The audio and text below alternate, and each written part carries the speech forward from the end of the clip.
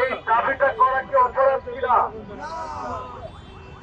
যদি অপরাধ না হয়ে থাকে, আমি সরকার এবং পুলিশ ভাইদেরকে বলতে চাই, সাংবাদিক ভাই আপনাদেরকে বলতে চাই যে আমরা দুইটা বিষয় মাথায় নিয়ে এসেছি।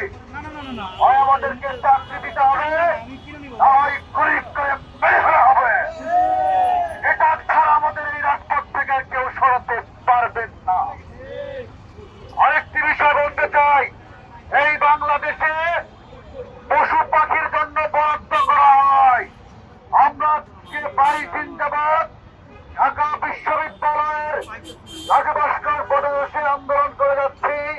শাহবাগে অনেকবার অবমুখী আমরা যাত্রা করেছি, কিন্তু পুলিশ আমাদেরকে বাধা প্রদান করেছে।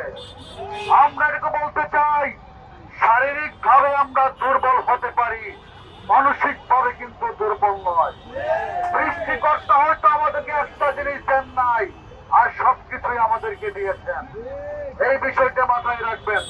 আরেকটি বিষয় বলতে চাই পুলিশ ভাইদেরকে, যে আপনারা আমাদের ভাই, এখানে যারা আছে, এখানে কেউ আপনাদের বন্ধু, কেউ ছোট ভাই, কেউ আপনাদের আত্মীয় স্বজন, এর বাইরে কিন্তু কিছুই নয়।